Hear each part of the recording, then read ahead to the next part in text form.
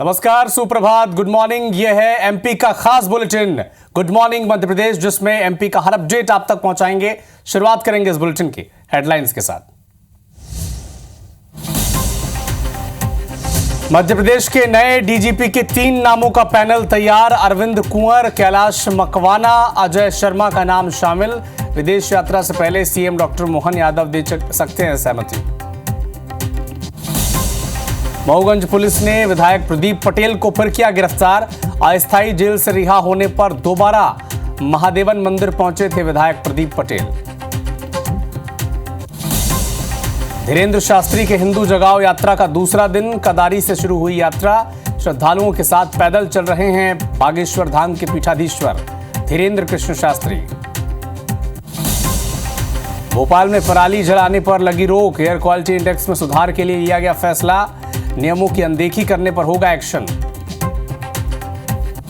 Jabalpur high court ने nursing फर्जीवाड़ा से जुड़े मामले में नर्सिंग कॉलेजों को दी राहत। 22 नवंबर तक ऑनलाइन मान्यता पोर्टल खोले रखने के निर्देश। राहत प्राप्त कॉलेज आवेदन कर सकेंगे।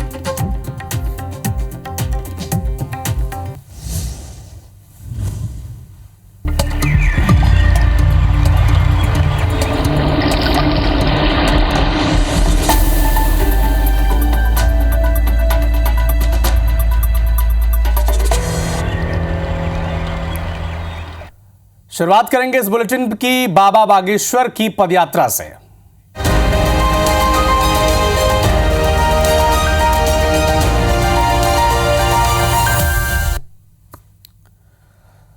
हिंदू जगाओ यात्रा का आज दूसरा दिन है। पंडित धीरेन्द्र कृष्ण शास्त्री की पदयात्रा आज दूसरे दिन कदारी से शुरू होगी।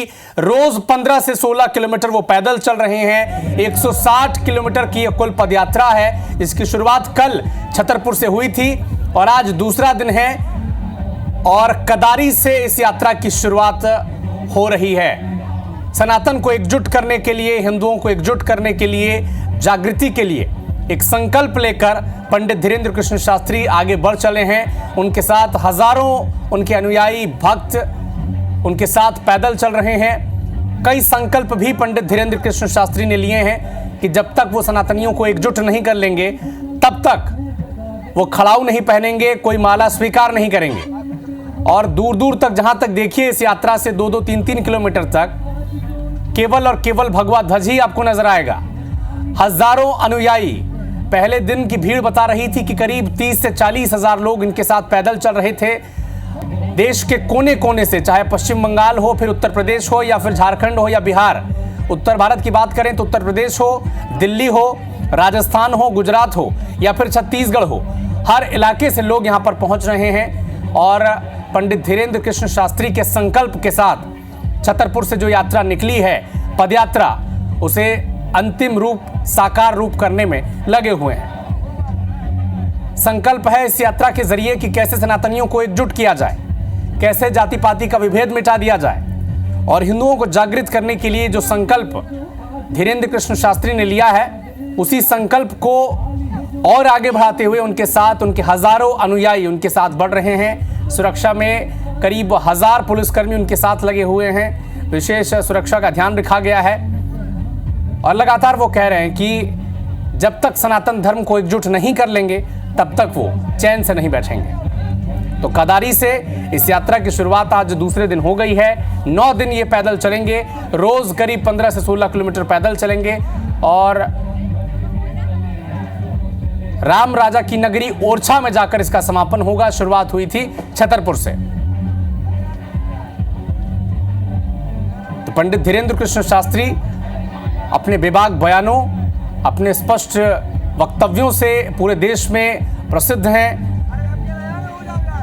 और अब सनातन को एकजुट करने के लिए वो पदयात्रा निकाल चुके हैं। हालांकि इस पदयात्रा पर कांग्रेस पार्टी ने सवाल उठाए हैं। विवेक तनखा, जो कांग्रेस पार्टी के राज्यसभा के सदस्य हैं, वो कह रहे हैं कि इसमें गुप्त रूप से भारतीय जनता पार्टी का एजेंडा है और ये भारतीय जनता पार्टी के एजेंडे पर आगे बढ़ रहे हैं। लेकिन इस यात्रा में जो भीड़ नजर आ रही है वो कुछ अलग ही बयां कर रही है। सनातन को एकजुट करने के लिए जिस तरह से देश भर के साधु संत महंत वहां पर एकजुट हो रहे हैं, पहुंच रहे हैं, समर्थन दे रहे हैं, साथ दे रहे हैं, साथ चल रहे हैं। यह ऐतिहासिक है। मध्य प्रदेश के छतरपुर से इस यात्रा की शुरुआत हुई और 9 दिनों तक ये पद यात्रा चलेगी और दूसरे दिन की तस्वीरें आप तक पहुंचा रही है। सीधी तस्वीरें हमारे सहयोगी विजेंद्र पांडे छतरपुर में बागेश्वर धाम सरकार के साथ मौजूद हैं और पल पल का अपडेट आप तक पहुंचा रहे हैं। क्या कह रहे हैं धीरेन्द्र कृष्ण शास्त्री, सुने आप। इसलिए हारियो न हिम्मत बिसारियो न राम। हम लोगों को हिम्मत हारना है, नहीं हारना है। कितने दिन तक? 9 दिन तक। कहां तक? बोलो, ओरछा तक। अपना ध्यान रखना। और अगर कोई भी पीड़ा कष्ट शरीर में हो गए, एम्बुलेंस भी चल रही, डॉक्टर भी चल रहे। रात्रि के लिए हमने और कंबल बढ़ाए हैं। आज रात को हम आपस में बैठ के खूब चर्चा करेंगे छतरपुर में। आज तो पहला दिन था, थोड़े लेट भी आए, इकट्ठे चले तो ज्यादा थक भी गए। हम तो पहली बार चले थे, 1 किलोमीटर नहीं चले तो अभी पट्टी अट्टी बांध के तैयार हो गए हैं। इसलिए थोड़ा कल ज्यादा थक गए थे और बहुत रात तक बैठे भी रहे हम। तब सामूहिक अर्जी लगा दे, हनुमान चालीसा गा लें, राष्ट्रगान गा लें। इसके बाद में बिना भगदड़ मचाए, बिना हो हल्ला किए, नाम जप करते हुए सोए हैं, थोड़ा सोए, आंखें भरी होंगी, कम सोए। कुछ लोगों को मिल गए यहाँ के स्टाफ, तुम लोगों की व्यवस्था, माताओं की यहाँ पे सिक्योरिटी लगानी थी तो उन सब में फंस गए थे। पैर ठीक है, सुबह से मोजा पहन लिए और हमने पट्टी बांध ली है। पाँव पे तो गलोई दबा दे ठटरी पे।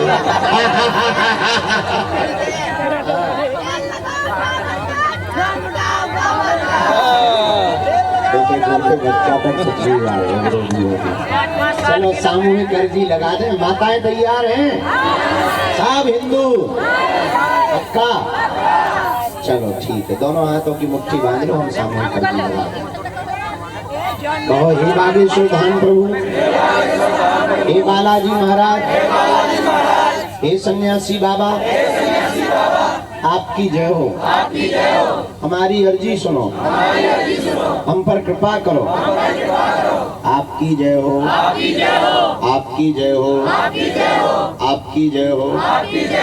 हे बागेश्वर बालाजी, हे सन्यासी बाबा, आजीवन पर्यंत आपके चरणों से, आपके धाम से, आपके दरबार से हम जुड़े रहेंगे। हम आते रहेंगे, वचन देते हैं, परंतु हमारी अर्जी स्वीकार करो। तो सनातन को एकजुट करने के लिए जिस यात्रा की शुरुआत पंडित धीरेन्द्र कृष्ण शास्त्री ने की है, अब इस यात्रा की दूसरे दिन लगातार भजन कीर्तन किए जा रहे हैं और एक संदेश दिया जा रहा है कि सनातन को एकजुट होना है और इसी के लिए वो पदयात्रा कर रहे हैं। इसका हर अपडेट आप तक पहुंचाएंगे, लेकिन रुक करते हैं कुछ और खबरों का। मऊगंज में जेल से रिहा होने के बाद दोबारा फिर से गिरफ्तार हो गए हैं भारतीय जनता पार्टी के विधायक प्रदीप पटेल।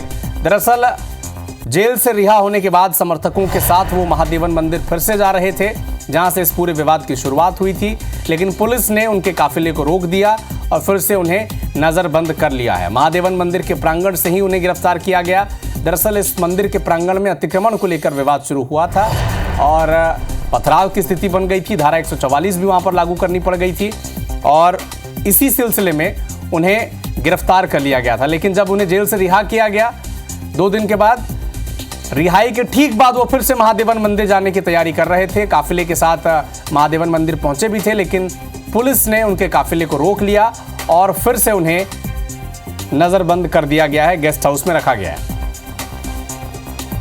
तो मऊगंज में जो मंदिर प्रांगण में अतिक्रमण को लेकर जो विवाद शुरू हुआ था, वो ठहरने का, थमने का नाम नहीं ले रहा है और लगातार प्रदीप पटेल इन सब के केंद्र में बने हुए हैं, क्योंकि वो लगातार उस विवाद के बीच में थे और उनकी मांग थी कि अतिक्रमण को हटाया जाए, जिसके बाद पुलिस ने उन्हें गिरफ्तार कर लिया ताकि कोई अप्रिय स्थिति वहां पर न बने, शांति व्यवस्था बनी रहे। और जब उन्हें रिहा किया गया जेल से तो एक बार फिर से वो उसी महादेवन मंदिर में पहुंचे जहां विवाद हो रहा था। हालांकि चप्पे चप्पे पर वहां पर सुरक्षा के जवान तैनात हैं और विधायक के काफिले को रोक लिया गया और उन्हें फिर से नजरबंद कर लिया गया है।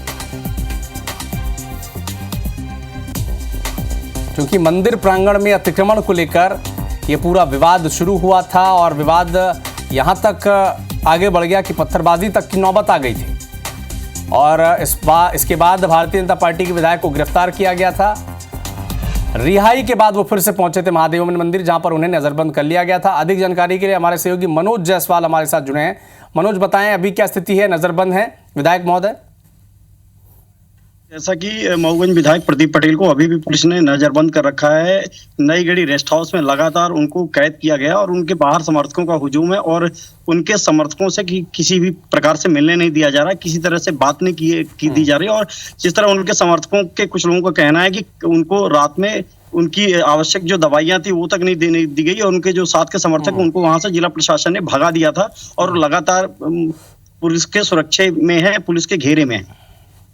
मनोज, आपसे मैं ये भी समझना चाहूंगा, दर्शक भी आपसे ये समझना चाहते हैं कि अतिक्रमण है या नहीं, इसकी पुष्टि प्रशासन ने की है क्या? क्योंकि पूरा जो विवाद शुरू हुआ था वो तो मंदिर प्रांगण के अतिक्रमण को लेकर था, जब जेसीबी से तोड़ा जा रहा था बाउंड्री। तो प्रशासन ने इतने दिनों में कहां तक वो सफलता मिली है? क्या पुष्टि की है प्रशासन ने कि अतिक्रमण था या नहीं था?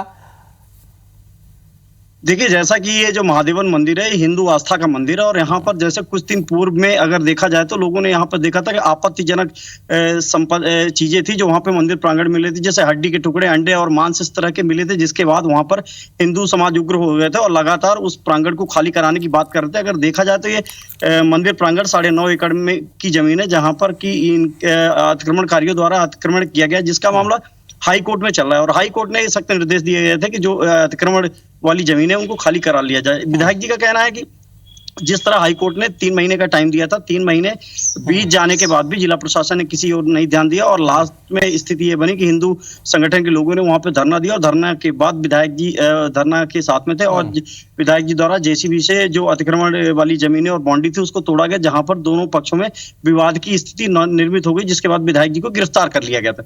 और गिरफ्तार करने के प्रशासन की लापरवाही है। अगर हाईकोर्ट के निर्देश और आदेश के बाद भी अगर अतिक्रमण मुक्त नहीं कराया जा रहा है उस मंदिर प्रांगण को, तो फिर सवालों के कटघरे में तो प्रशासन भी है। विधायक वहां कोशिश कर रहे हैं कि अतिक्रमण मुक्त हो और वहां कोई अप्रिय स्थिति ना बने, इसलिए प्रशासन ने उन्हें नजरबंद कर रखा है। आप नजर बना के रखिएगा इस खबर पर। मनोज, आपसे अपडेट हम लगातार आगे भी लेते रहेंगे। भोपाल से एक बड़ा अपडेट आप तक पहुंचा दें। यूपीएससी ने मध्य प्रदेश के नए डीजीपी के 3 नामों का पैनल तैयार कर लिया है। अगले 1 या 2 दिन में मध्य प्रदेश सरकार को ये पैनल भेज दिए जाएंगे और संभावना ऐसी जताई जा रही है कि मुख्यमंत्री डॉक्टर मोहन यादव जो विदेश यात्रा में जाने वाले हैं उससे पहले ही किसी एक नाम पर सहमति दे देंगे, हरी झंडी दे देंगे। अब 3 नाम में कौन कौन से नाम है देखिए। अरविंद कुंवर पहला नाम, दूसरा कैलाश मकवाना और तीसरा अजय शर्मा। तो अरविंद कुमार है डीजी होमगार्ड के, इसके अलावा अरविंद कुंवर हैं, अजय शर्मा है।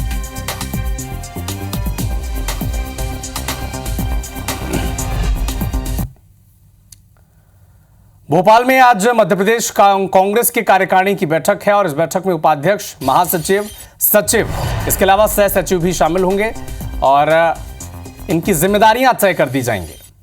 उपाध्यक्ष को संभाग और सचिवों को जिले की जिम्मेदारी देने पर आज चर्चा होगी। संगठन को मजबूत करने को लेकर इस बैठक में मंथन किया जाएगा। तो उपाध्यक्ष, महासचिव और सह सचिव की जिम्मेदारी आज तय होगी। मध्य प्रदेश कांग्रेस की एक बड़ी बैठक, कल एक बैठक हुई थी जिसमें कई महत्वपूर्ण बातें निकलकर सामने आई।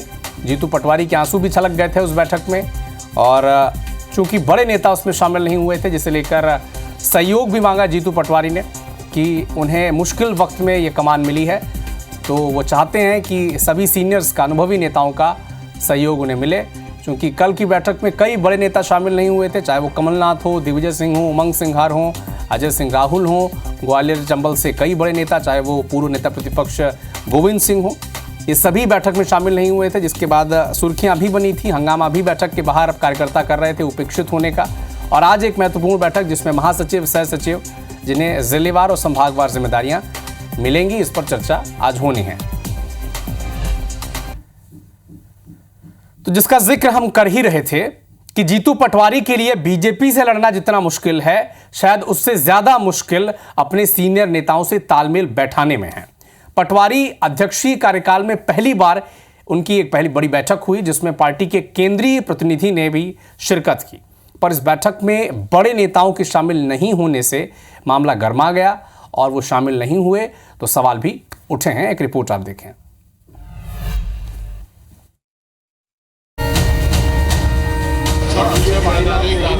मध्य प्रदेश कांग्रेस के पॉलिटिकल अफेयर कमेटी के मेंबर बंद कमरे में कांग्रेस की मजबूती पर चर्चा कर रहे थे। उधर कांग्रेस मुख्यालय के बाहर कांग्रेस कमेटी की नियुक्तियों के खिलाफ ही नाराज कांग्रेसी नारेबाजी कर रहे थे। बैठक के अंदर कांग्रेस के दिग्गजों की गैर मौजूदगी को लेकर बाकी सदस्यों में सनसनी थी। तमाम सदस्य ये जानना चाह रहे थे कि आखिर कमलनाथ, दिग्विजय सिंह, उमंग सिंघार, अजय सिंह राहुल, अरुण यादव, डॉक्टर गोविंद सिंह, कमलेश्वर पटेल, नकुलनाथ, फूल सिंह बरैया, शोभा ओझा, आरिफ मसूद, तरुण भनोट, प्रवीण पाठक, सत्यपाल सिंह सिकरवार, मीनाक्षी नटराजन सरीखे दिग्गज कांग्रेस की सबसे महत्वपूर्ण कमेटी की बैठक से क्यों गैर हाजिर रहे। जाहिर है इन्हीं सवालों को जवाब देते वक्त बैठक के भीतर पीसीसी चीफ जीतू पटवारी भावुक हो गए। हालांकि प्रदेश कांग्रेस प्रभारी जितेंद्र सिंह ने दावा किया कि कार्यकारिणी की नियुक्तियों को लेकर अब कोई नाराजगी नहीं है। बड़े नेताओं ने बैठक में शामिल नहीं होने का स्पष्टीकरण उन्हें पहले ही दे दिया है। जीतू पटवारी अपनी भावना व्यक्त करते हैं और जो पीड़ा उन्होंने सही है, पीड़ा इन द सेंस कि ऐसे कठिन समय पे बनाए गए कि एकदम सामने लोकसभा चुनाव, सहयोग मांगा, भावनात्मक शब्द निकलते हैं तो कई बार नरेंद्र मोदी भावुक हो जाता है। आपने देखा भाषण में, तो वो तो आर्टिफिशियल बोलते हैं आप लोग उसको। वो तो आर्टिफिशियल है ना भाई, आर्टिफिशियल नहीं है, एक्चुअल इमोशंस हैं। में किसी शादी में गए हुए हैं, किसी का और कोई कार्यक्रम है, इसलिए वो नहीं जुड़ पाए हैं, लेकिन उन लोगों ने अपने अपने सुझाव और जो जो मीटिंग की बात है वो मुझे व्हाट्सएप द्वारा उन्हें बता दी गई थी और वो हमने मीटिंग में रख दी। जाहिर है कांग्रेस अपनी गुटबाजी छुपाने की पूरी कोशिश करेगी। बैठक से बाहर निकलने वाले हर नेता यही कहते हुए नजर आए कि फिलहाल कांग्रेस में ऑल इज वेल है। नई कांग्रेस दमखम के साथ काम करेगी। गांव-गांव में मोहल्ला कमेटियां बनेगी। हर 40 घरों पर कांग्रेस के कमिटेड कार्यकर्ता तैनात रहेगा। लेकिन क्या वाकई कांग्रेस जो दिखा रही है वो सच है? क्योंकि दर्जन भर बड़े नेताओं का एक साथ पार्टी की सबसे बड़ी बैठक में ना पहुंचना कांग्रेस की सियासी सेहत के लिए ठीक संकेत नहीं है। फिलहाल कांग्रेस की इस गुटबाजी पर बीजेपी को फिर चुटकी लेने का मौका मिला है। जीतू पटवारी के नहीं, ये कांग्रेस के आंसू है। ये उस बेचारगी की अभिव्यक्ति है जो निरंतर जीतू पटवारी अपने नेतृत्व में महसूस कर रहे हैं। चुनाव की हार का ठीकरा जीतू पटवारी, कार्यकर्ता के जाने का ठीकरा जीतू पटवारी और कार्यकारिणी के बाद पहली कार्यकारिणी से अपने हाथ वापस खींच के जीतू पटवारी जैसे नेता को रोने पर मजबूर कर देना, ये दिग्विजय सिंह, कमलनाथ और साथ में अरुण यादव जैसे सभी नेता, इनका जो रणनीति थी वो सफल हुई। ये कोई पहला मौका नहीं है जब कांग्रेस की बैठकों में बड़े नेताओं ने अपने सियासी वजूद का एहसास पार्टी को ना कराया हो। लेकिन उमंग सिंघार, अजय सिंह राहुल, गोविंद सिंह, फूल सिंह बरैया, कमलेश्वर पटेल, तरुण भनोट सरीखे नेताओं ने पीसीसी चीफ जीतू पटवारी को इशारों में ही खुली चुनौती जरूर दे दी है। फिलहाल पीसीसी चीफ के सामने न सिर्फ बीजेपी बड़ी चुनौती के तौर पर है, बल्कि खुद अपने भी पटवारी के सामने कम चुनौती नहीं है। नवीन कुमार सिंह के साथ ब्यूरो रिपोर्ट IBC 24 भोपाल।